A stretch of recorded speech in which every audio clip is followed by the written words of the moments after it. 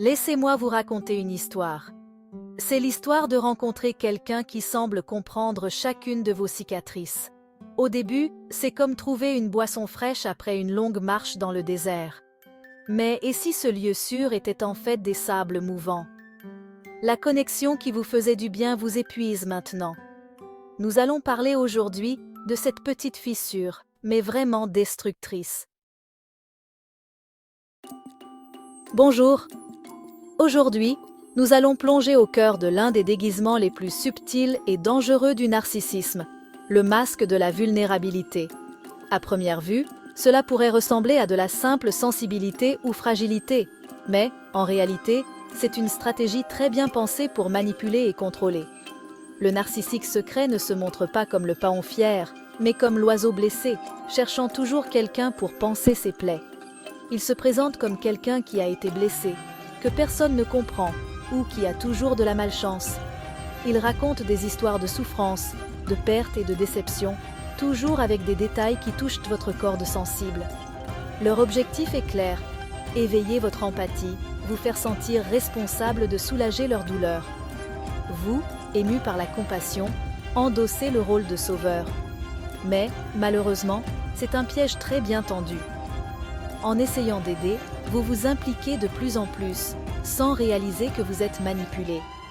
Le narcissique observe chacune de vos réactions, étudiant le fonctionnement de vos émotions. Il apprend rapidement quels mots et gestes déclenchent à votre culpabilité, votre inquiétude et votre désir d'aider. Vous commencez à vous sentir spécial, comme si vous étiez la seule personne capable de le comprendre et de le guérir. Mais, en réalité, il ne fait qu'utiliser votre énergie émotionnelle sans créer de véritable connexion. Derrière l'apparence de fragilité, il n'y a pas d'échange. Ils ne se connectent pas vraiment, ils ne font que manipuler, utilisant votre empathie comme un outil. Petit à petit, vous réalisez que vous êtes devenu une ressource, quelqu'un qu'ils utilisent pour combler leurs besoins émotionnels, sans rien donner en retour. Vous n'êtes pas un partenaire, mais un soutien temporaire. Cette dynamique crée une prison invisible, où vous vous sentez piégé, épuisé et de plus en plus éloigné de vous-même. Le masque de la vulnérabilité ne vous libère pas, il vous enferme, drainant votre énergie et votre paix. Après que le masque tombe, un nouveau chapitre, silencieux mais dévastateur, commence. Le kidnapping émotionnel.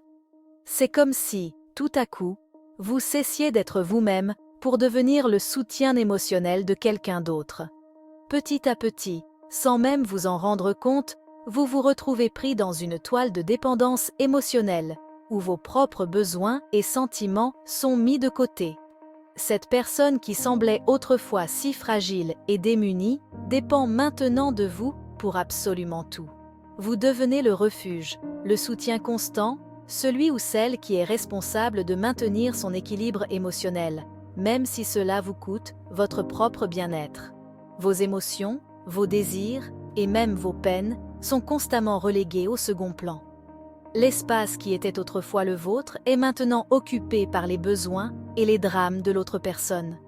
Vous avez l'impression qu'il n'y a plus de place pour vous, que votre voix a été étouffée pour laisser place à la souffrance de quelqu'un d'autre. Petit à petit, vous vous transformez en un véritable gestionnaire de crise, toujours à l'affût du moindre signe d'instabilité émotionnelle de l'autre. Chaque mot, chaque geste, chaque silence est analysé pour éviter les conflits ou les explosions émotionnelles. Votre routine commence à tourner autour de l'humeur et des besoins de cette personne. À première vue, cela pourrait même ressembler à de l'attention, du dévouement ou même de l'amour. Mais en réalité, c'est un kidnapping émotionnel, où vous perdez le contrôle de votre propre vie et commencez à vivre pour l'autre personne. Vous donnez, donnez, donnez. Vous donnez votre temps, votre énergie, votre affection, et pourtant vous avez l'impression que ce n'est jamais assez. La responsabilité de donner toujours plus vous incombe, comme si c'était votre devoir de maintenir l'autre personne entière. Avec le temps, vous devenez le régulateur émotionnel de l'autre personne, essayant toujours d'éviter les crises, de calmer les tempêtes et de maintenir la paix. Mais, dans ce processus, votre propre énergie se draine, et vous vous sentez de plus en plus vide, sans la force de prendre soin de vous. Et ainsi, presque sans vous en rendre compte, vous remettez les clés de votre propre foyer émotionnel. Vous laissez l'autre personne entrer, occuper tout l'espace et établir les règles, tandis que vous vous perdez lentement.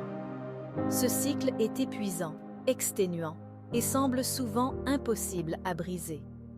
Vous avez l'impression d'être piégé dans un labyrinthe émotionnel où chaque sortie semble ramener au même point de départ. Maintenant que vos émotions sont prises en otage, la distorsion de la réalité commence.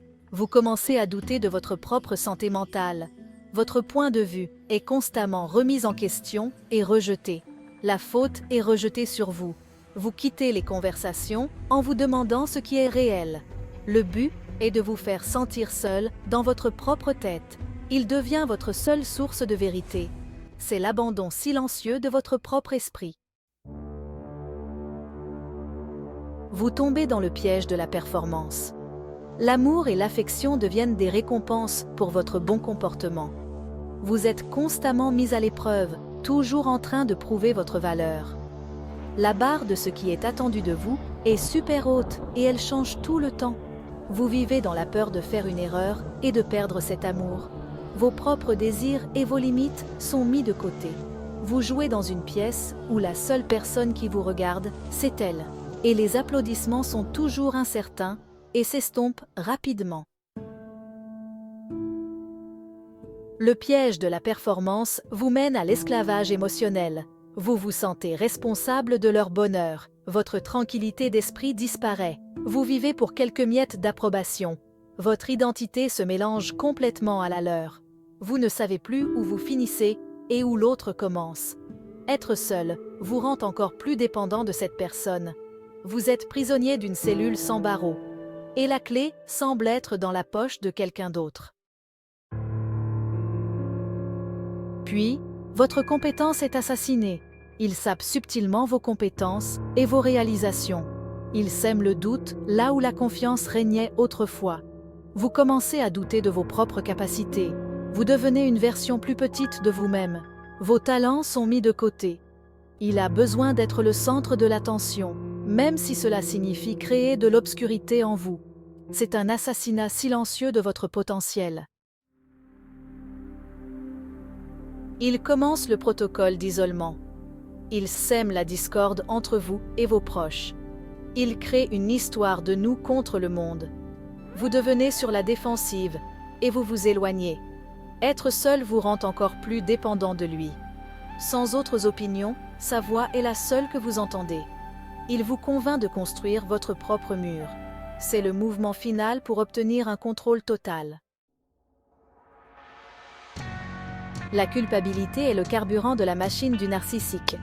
Il est expert pour la créer. Votre douleur est ignorée, remplacée par la sienne. Vous vous sentez coupable pour des choses de base. La culpabilité contrôle vos actions et vous prive de votre voix. Vous vivez avec une dette émotionnelle. La culpabilité vous empêche de partir. C'est un fardeau qu'il vous a appris à porter.